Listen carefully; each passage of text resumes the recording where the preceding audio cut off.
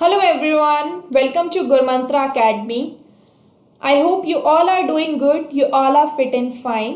So guys, आज हम gate Excel के लिए केमिस्ट्री का सेक्शन 1 में से बहुत इंपॉर्टेंट टॉपिक स्टार्ट करने वाले हैं. That is about electromagnetic theory और you can say electromagnetic wave theory. इस टॉपिक को कंप्लीट करने के बाद हम प्लांक्स क्वांटम थ्योरी के बारे में स्टडी करेंगे.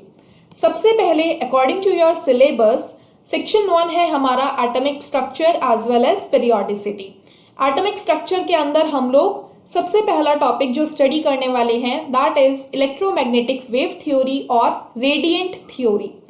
सबसे पहले अगर हम बात करते हैं इलेक्ट्रोमैग्नेटिक वेव थ्योरी की, तो आपको पता होना चाहिए इलेक्ट्रोमैग्नेटिक वेव थ्योरी होती है that is based on conservation of energy. किस पे बेस्ड होती है? Based on law of conservation of energy. आप बहुत अच्छे से जानते हो ये लॉ क्या बोलता है. ये लॉ हमें बताता है कि एनर्जी को ना ही आप क्रिएट कर सकते हो ना ही डिस्ट्रॉय कर सकते हो. एनर्जी केवल एक फॉर्म से दूसरे फॉर्म के अंदर चेंज हो सकती है.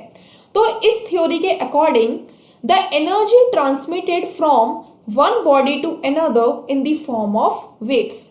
तो इलेक्ट्रोमैग्नेटिक वेव थ्योरी कहती है कि जो एनर्जी होती है उसे आप एक फॉर्म से, मान लीजिए ये ए बॉडी है और ये बी बॉडी है, तो आप इसे ए बॉडी से बी बॉडी के अंदर कन्वर्ट कर सकते हो, इंटरचेंज कर सकते हो, या फिर क्या बोल सकते हो आप, ट्रांसमिट करा सकते हो.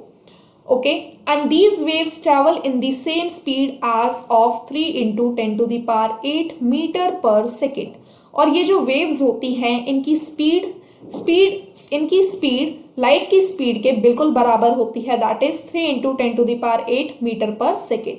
और ऐसी ही वेव्स को हम नाम दे देते हैं इलेक्ट्रोमैग्नेटिक वेव्स या फिर रेडिएंट वेव्स.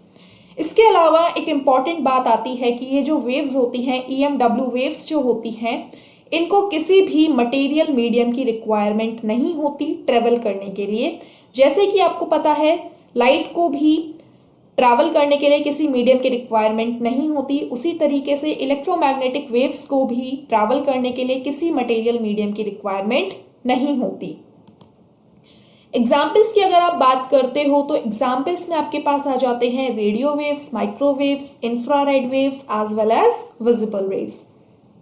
इसके अलावा रेडिएंट एनर्जी या फिर इलेक्ट्रोमैग्नेटिक वेव्स की अगर हम बात करते हैं तो यहाँ पे आपके पास रेडिएंट एनर्जी के अंदर दो कंपोनेंट प्रेजेंट होते हैं.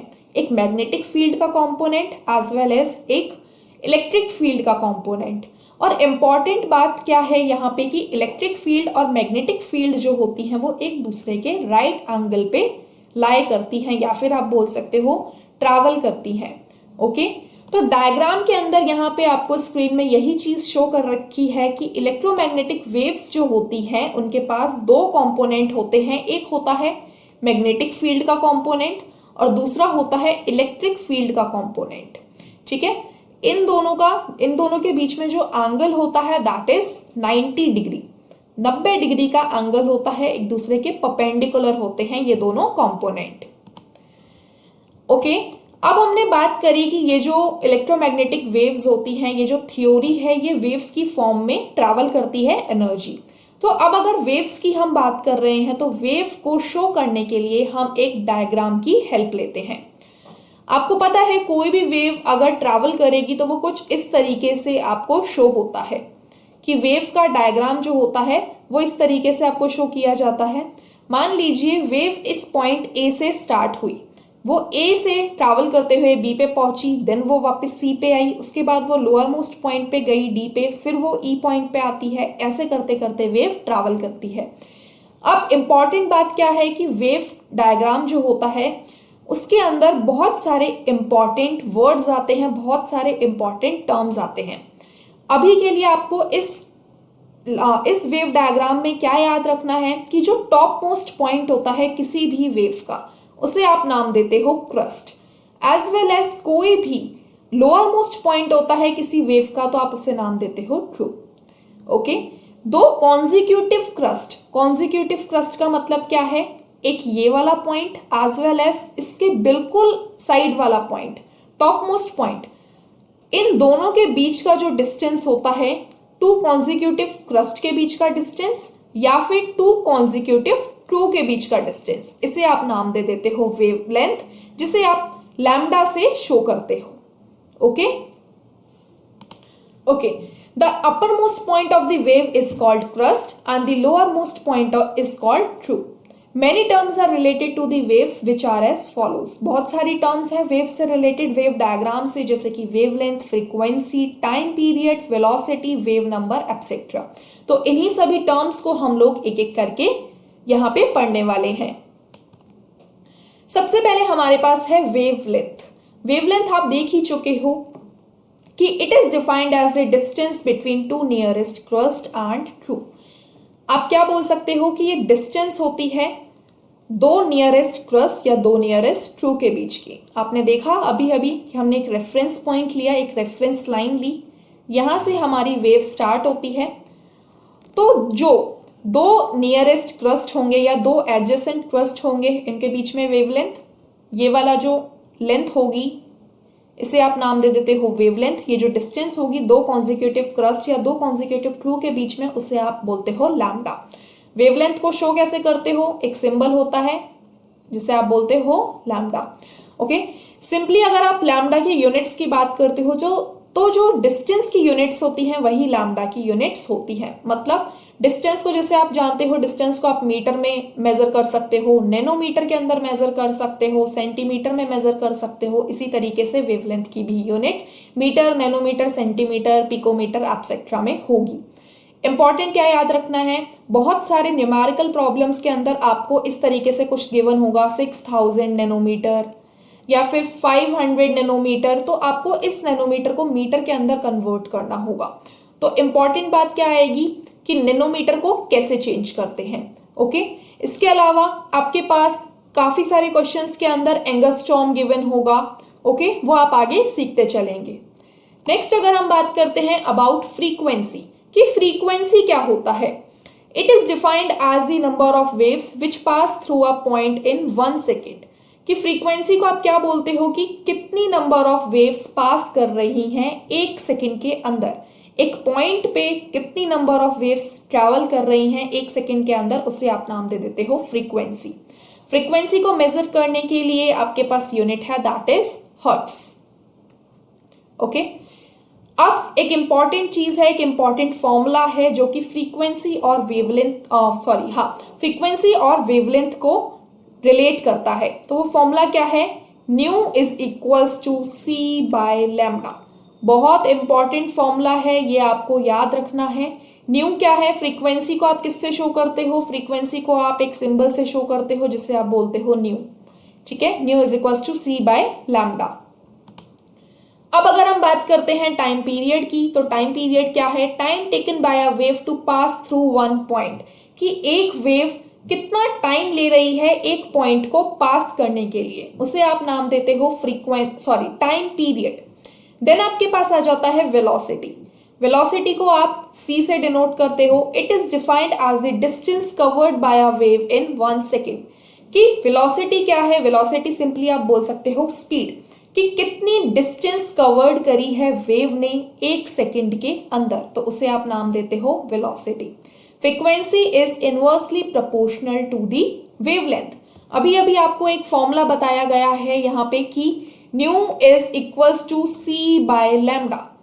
ये आपको एक रिलेशन बताया फ्रीक्वेंसी एंड वेवलेंथ के अंदर, और ये पॉइंट आपको क्या बता रहा है कि frequency inversely proportional to lambda, means frequency is inversely proportional to lambda. तो आप क्या बोल सकते हो, जब आप ये इनवर्सली प्रोपोर्शनल का ये वाला सिंबल कांस्टेंट आप हटाओगे तो आपके पास क्या आ जाएगा, ये सिंबल हटा के पास आपके पास आ जाएगा V nu is equals to C by lambda.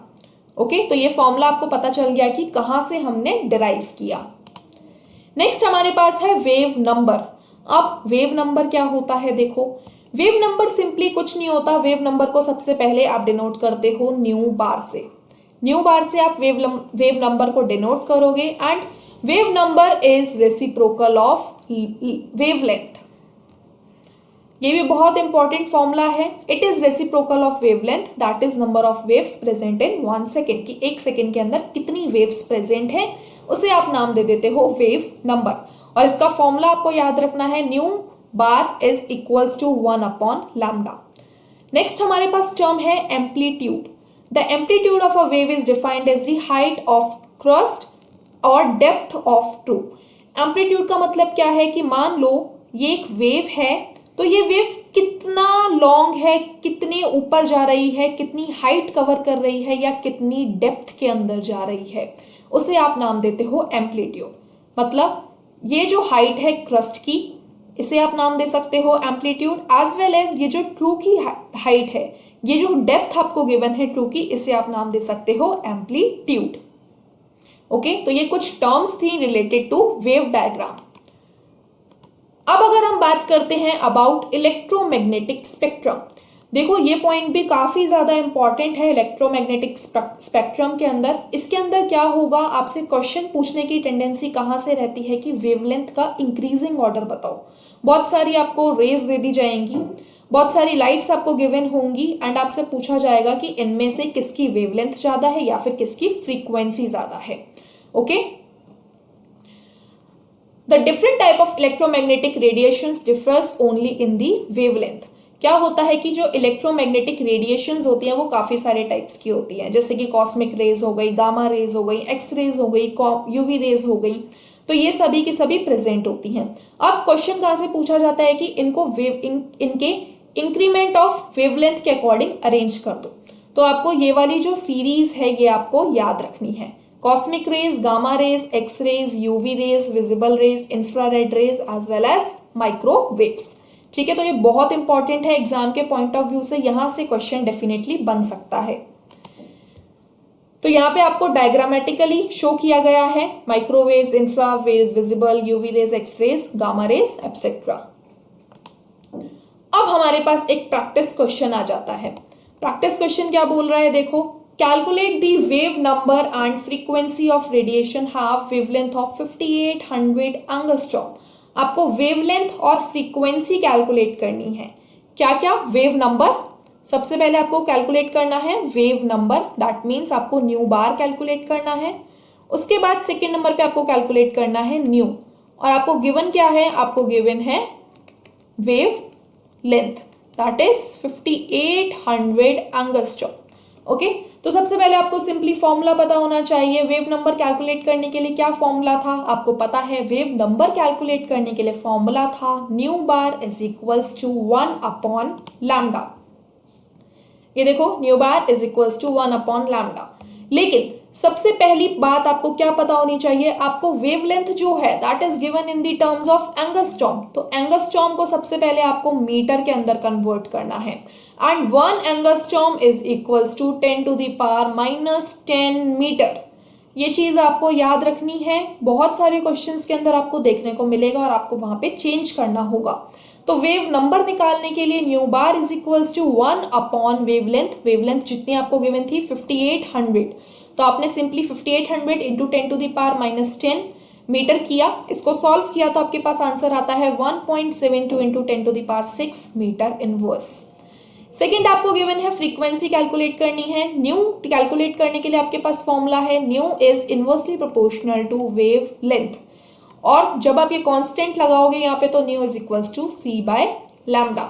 That means कि nu is equals to c/λ, मतलब c क्या होता है, वेलोसिटी ऑफ लाइट। तो 3 into 10⁸ metre per second divided by lambda. Lambda कितना गिवन है, 5800 एंगस्ट्रॉम। इसको सॉल्व करते हो तो आंसर आता है 5.172 इंटू 10⁻14 सेकेंड इनवर्स। ओके, या फिर आप इसे हर्ट्ज भी बोल सकते हो यूनिट में। ओके, सो अब अगर हम आगे बात करते हैं about limitations of electromagnetic wave theory, कि इलेक्ट्रोमैग्नेटिक वेव थ्योरी की लिमिटेशंस क्या हैं। तो EM wave theory was successful in explaining the propagation of light. इन्होंने ये तो बता दिया कि लाइट प्रोपगेट कैसे करती है, लाइक इंटरफेरेंस का इन्होंने टॉपिक ले लिया, डिफ्रेक्शन ले लिया, लेकिन electromagnetic wave theory was unable to explain about black body radiation as well as photoelectric effect. बहुत इंपॉर्टेंट है, डायरेक्टली क्वेश्चन पूछा जा सकता है in the form of MCQ की EMW ने क्या नहीं बताया, इलेक्ट्रोमैग्नेटिक वेव थ्योरी क्या एक्सप्लेन नहीं कर पाई थी, तो वो black body radiation as well as photoelectric effect को नहीं बता पाई थी, एक्सप्लेन नहीं कर पाई थी। ब्लैक बॉडी रेडिएशन क्या है, चलिए देखते हैं। According to electromagnetic wave theory, energy is emitted और एब्जॉर्ब्ड कॉन्टिन्यूसली। क्या होता है कि एनर्जी कंटिन्यूसली एमिटेड होती है, निकलती रहती है, एज वेल एज एब्जॉर्ब होती रहती है। Hence the energy of any EM radiation is proportional to intensity. और इसीलिए जितनी भी एनर्जी होती है इलेक्ट्रोमैग्नेटिक रेडिएशन की, इलेक्ट्रोमैग्नेटिक वेव्स की, वो डायरेक्टली प्रोपोर्शनल हो जाती है इंटेंसिटी के। Thus, according to wave theory, radiations emitted by body being heated should have same color. तो क्या होता है कि जब आप किसी भी बॉडी को हीट करते हो, अगर वो इंटेंसिटी के प्रोपोर्शनल है तो उसे क्या करना चाहिए कि उसका एक ही कलर रहना चाहिए। But if any substance with high melting point is heated, लेकिन अगर आप किसी सब्सटेंस को, किसी बॉडी को हीट करते हो जिसका मेल्टिंग पॉइंट काफी ज्यादा हाई है, तो इट फर्स्ट बिकम्स रेड। तो वो पहले क्या होती है, रेड होती है, देन येलो होती है, एंड उसके बाद फाइनली वो व्हाइट कलर की फ्लेम्स के साथ ग्लो करने लग जाती है, बर्न करने लगती है, और लास्ट में आपको वो ब्लू कलर के अकॉर्डिंग जलती हुई दिखती है। Okay, second we have photoelectric effect. अब फोटो इलेक्ट्रिक इफेक्ट क्या है? Similarly to black body radiation, the energy of electron ejected should depends upon the intensity of incident radiation. क्या होता है, मान लो आपने कोई मेटल प्लेट ली, मेटल प्लेट के ऊपर आपने लाइट को डाला, यहां से लाइट आई, अगर लाइट मेटल प्लेट से टकराएगी तो जाहिर सी बात है कि इलेक्ट्रॉन्स जो होंगे वो उनके अंदर कुछ रैंडम मोशन होगा। अब फोटो इलेक्ट्रिक इफेक्ट क्या कहता है कि अगर वेव थ्योरी बोल रही है कि वेव के ऊपर डिपेंड कर रहा है, तो जो इलेक्ट्रॉन होंगे वो इजेक्ट होने चाहिए, और ये चीज डिपेंड करेगी about the intensity, on the intensity of incident radiation, radiation के इंटेंसिटी पे डिपेंड करेगी, लेकिन ऐसा नहीं। Okay guys, now we have Planck's quantum theory. जो चीजें इलेक्ट्रोमैग्नेटिक वेव थ्योरी एक्सप्लेन नहीं कर पाई, उन्हें एक्सप्लेन करने के लिए हमारे पास मैक्स प्लैंक नाम के एक साइंटिस्ट आए, एंड उन्होंने अपने नाम पे प्लैंक्स क्वांटम थ्योरी को एक्सप्लेन किया। प्लैंक्स क्वांटम थ्योरी आपको क्या एक्सप्लेन करती है? प्लैंक्स क्वांटम थ्योरी आपको दो इंपॉर्टेंट फिनोमिनन एक्सप्लेन करती है। One is black body radiation as well as second is photoelectric effect. ठीक है, to explain the phenomenon of black body radiation and photoelectric effect, Max Planck gave a theory known after his name as Planck's quantum theory. This theory was further extended by Einstein, और बाद में इस theory को extend किया था Einstein ने। Theory के अगर हम मेन पॉइंट्स की बात करते हैं, थ्योरी के अगर हम मेन पोस्टुलेट्स की बात करते हैं, तो वो कुछ इस तरीके से हैं। The radiant energy is emitted और absorbed not continuously but discontinuously in the form of small discrete packets of energy. क्या बोलते हैं मैक्स प्लैंक की जो रेडिएशन एनर्जी है वो एमिट भी होती है और वो एब्जॉर्ब भी होती है, लेकिन वो कॉन्टिन्यूसली नहीं होता, वो डिसकॉन्टिन्यूसली एमिट और ऑब्जॉर्ब होती रहती है in the form of small discrete packets of energy. Energy के छोटे छोटे पैकेट्स की फॉर्म में वो डिसकॉन्टिन्यूसली या तो एमिट होती है या फिर एब्जॉर्ब होती है, और इन्हीं स्मॉल पैकेट्स को आप नाम देते हो quantum. These small packets of energy are known as quantum. In case of light the quantum of energy is called photon. अगर हम बात करते हैं लाइट की, तो लाइट के केस में इन्हीं छोटे छोटे स्मॉल डिस्क्रीट पैकेट्स को आप नाम दे देते हो photon. The energy of each quantum is directly proportional to the frequency of radiation. और ये जो एनर्जी होती है क्वांटम की, ये डायरेक्टली प्रोपोर्शनल होती है फ्रीक्वेंसी के। तो आप क्या बोल सकते हो? Energy is directly proportional to nu. Nu क्या है? फ्रीक्वेंसी। जब आप ये प्रोपोर्शनलिटी कांस्टेंट हटाते हो तो इसकी जगह एक नया कांस्टेंट आ जाता है, दैट इज एच, जिसे आप नाम दे देते हो प्लैंक्स कांस्टेंट, और इसकी वैल्यू कितनी होती है? 6.626 into 10 to the power -27 erg, और 6.626 into 10 to the power -34 joule second. Okay, ये वैल्यू आपको याद रखनी है। काफी बार एग्जामिनर आपको वैल्यू नहीं देता, तो आपको ये चीज याद रखनी होगी। नेक्स्ट अगर हम बात करते हैं स्टेटमेंट की, तो इस थ्योरी के अंदर नेक्स्ट बात आती है, the total amount of energy emitted और absorb by a body will be some whole number quanta. तो क्या होगा कि जितनी भी एनर्जी एब्जॉर्ब होगी या एमिट होगी वो एक होल नंबर के अंदर होगी। That means E is equal to NH nu. ठीक है, NH न्यू, और N क्या है, N आपका कोई भी इंटीजर हो सकता है, 1 2 3 4 and so on. Note, the total amount of energy emitted or absorbed by 1 mole of quanta, that is Avogadro's number of quanta, is called 1 Einstein of energy। बहुत इंपॉर्टेंट लाइन है, बहुत important statement है कि 1 Einstein of energy का मतलब क्या है। तो जितनी भी टोटल एनर्जी एमिट होगी या एब्जॉर्ब होगी by 1 mole of quanta, that is Avogadro's number of quanta, इसे आप नाम दे देते हो 1 Einstein of energy। And 1 Einstein of energy is equals to N naught H nu, और न्यू आपको पता है nu is equals to C by lambda, तो फॉर्मूला आपके पास आ जाता है N naught into H into C by lambda. अब अगर हम बात करते हैं explanation of black body radiation and photoelectric effect, तो ब्लैक बॉडी रेडिएशन में अगर आप बात करते हो, when some solid substance is heated, तो जब आप किसी भी सॉलिड सब्सटेंस को हीट करते हो, the atoms of the substance are set into oscillations and emit radiations of frequency. आपने कोई भी चीज ली, आपने कोई भी बॉडी ली, उसे आपने हीट करना स्टार्ट किया, तो क्या होगा, उसके अंदर रैंडम मोशन स्टार्ट होगा और वहां से रेडिएशंस निकलना चालू होंगी। Now as the heating continued, more and more energy is being absorb by the atom. जैसे जैसे आप कॉन्टिन्यूसली हीट करते जाओगे उस बॉडी को, उस सब्सटेंस को, तो ज्यादा से ज्यादा एनर्जी एब्जॉर्ब होती जाएगी बाय द एटम्स, और फिर वो एमिट करेंगे रेडिएशंस को of higher and higher frequency, और हायर फ्रीक्वेंसी की रेडिएशंस एमिट होती रहेंगी। As red has minimum frequency, आप जानते हो रेड कलर की मिनिमम फ्रीक्वेंसी होती है और येलो कलर की हायर फ्रीक्वेंसी होती है। Therefore, the bossy on the heating becomes first red, then yellow and so on। और इसी कारण सबसे पहले रेड कलर आता है, देन येलो आता है, देन व्हाइट आता है, एंड लास्ट में आपके पास ब्लू फ्लेम से सब्सटेंस जलता हुआ दिखता है। नेक्स्ट हमारे पास आ जाता है फोटो इलेक्ट्रिक इफेक्ट। अब फोटो इलेक्ट्रिक इफेक्ट का जो फिनोमिनन है वो कैसे एक्सप्लेन किया प्लांक्स ने, when light of some particular frequency falls on the surface, जब एक पर्टिकुलर फ्रीक्वेंसी की लाइट किसी भी सरफेस पे फॉल होती है, the photon gives its entire energy to the electron. तो जितने भी फोटोन है, फोटोन टर्म क्यों यूज किया गया है, क्योंकि लाइट के केस में small packet of discrete unit of energy is known as photon. तो जो फोटॉन्स होते हैं वो कंप्लीट एनर्जी इलेक्ट्रॉन को ट्रांसफर कर देते हैं उस मेटल आयन के। The electron will dislodged or detached from the metal atom if the energy of the photon is sufficient to overcome the force of attraction of electron by the nucleus। क्या होता है, जितनी भी radiation उस metal surface पे पड़ रही है, अगर उसकी एनर्जी सफिशिएंट है उसके अंदर से, उस मेटल के अंदर से इलेक्ट्रॉन्स को इजेक्ट कराने में, तो वो चीज वहां से, वो इलेक्ट्रॉन्स जो होते हैं वो डिटैच हो जाते हैं मेटल सरफेस से।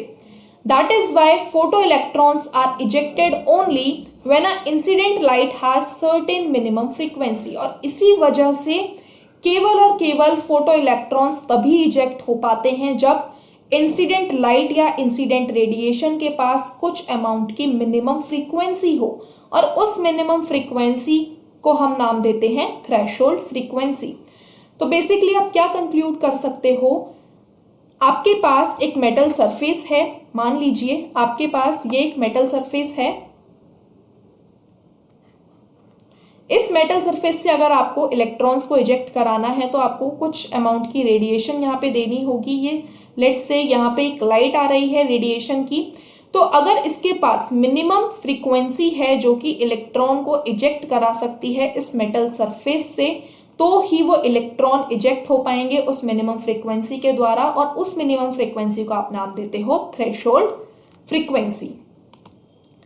If the frequency of incident light nu, अगर इंसिडेंट लाइट की frequency nu is more than the threshold frequency, तो मिनिमम जो फ्रीक्वेंसी है उससे ज्यादा अगर इंसिडेंट लाइट की फ्रीक्वेंसी है, the excess energy H nu minus H nu naught is imparted to the electrons as kinetic energy, और वो इम्पार्ट हो जाएगी in the form of kinetic energy. तो अब अगर हम बात करते हैं what is the kinetic energy of the ejected electrons, तो ये दोनों बहुत इंपॉर्टेंट फॉर्मूले हैं, इनसे आपके सारे न्यूमेरिकल प्रॉब्लम्स सॉल्व हो जाएंगी। That is half mv²। अब आपने क्या करना है, that is h nu minus h nu naught, और h nu is equal to h nu naught plus half mv²। आपको पता है kinetic energy is equal to half mv² is equal to h nu minus h nu naught. फिर आपने यहाँ पे simply इसका values put करी, फॉर्मूले डाले, तो आपके पास आ गया W not plus half mv²। और W नॉट क्या है, वर्क फंक्शन। W नॉट क्या है, वर्क फंक्शन। ठीक है, न्यू क्या है, न्यू आपके पास इंसिडेंट लाइट की फ्रीक्वेंसी है, न्यू नॉट क्या है, थ्रेशोल्ड फ्रीक्वेंसी है, h क्या है, प्लैंक्स कांस्टेंट, और half mv² is what, kinetic energy. अब आपके पास एक क्वेश्चन आ जाता है बहुत important, calculate the frequency and energy of photon of radiation having wavelength 6000 angstrom. देखो वेवलेंथ गिवन है कितनी, 6000 एंगस्ट्रॉम, एंगस्ट्रॉम में गिवन है, तो सबसे पहले इसको कन्वर्ट करोगे मीटर के अंदर, फिर आपको कैलकुलेट करना है फ्रीक्वेंसी और एनर्जी। तो बहुत इंपॉर्टेंट और बहुत आसान सा क्वेश्चन है, आप इसको इजीली कर सकते हो। ओके, तो हम सोल्यूशन देखते हैं। सबसे पहले फ्रीक्वेंसी कैलकुलेट करने के लिए, फ्रीक्वेंसी कैलकुलेट करने के लिए आपके पास एक जनरल फॉर्मूला था, nu is equals to c by lambda. c क्या है, स्पीड ऑफ लाइट, पुट करा आपने वैल्यू 3 × 10⁸।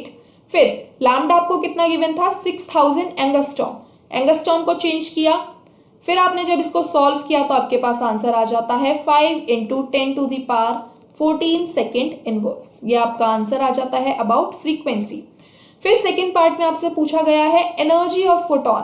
एनर्जी ऑफ फोटोन को कैलकुलेट करने के लिए E is equals to h new.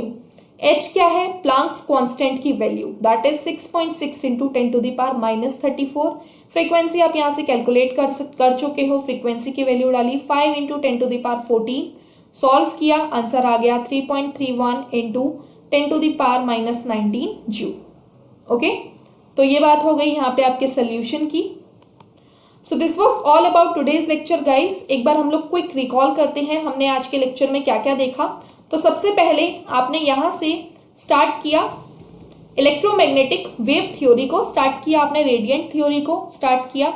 आपने ये चीजें देखी यहाँ पे कि according to this theory energy जो होती है वो केवल एक फॉर्म से दूसरे फॉर्म में ट्रांसमिट की जा सकती है, ट्रेवल करती है in the form of waves. ठीक है, इन्हें किसी भी मटेरियल मीडियम की जरूरत नहीं होती, वेलोसिटी ऑफ लाइट से ट्रैवल करती हैं। फिर यहाँ पे दो कंपोनेंट होते हैं, मैग्नेटिक फील्ड का component as well as electric field का कंपोनेंट, जो कि एक दूसरे के परपेंडिकुलर लाई करते हैं। फिर आपने वेव डायग्राम देखा, वेव डायग्राम के आपने crust, true, wavelength, amplitude, time period, velocity, wave number को स्टडी किया।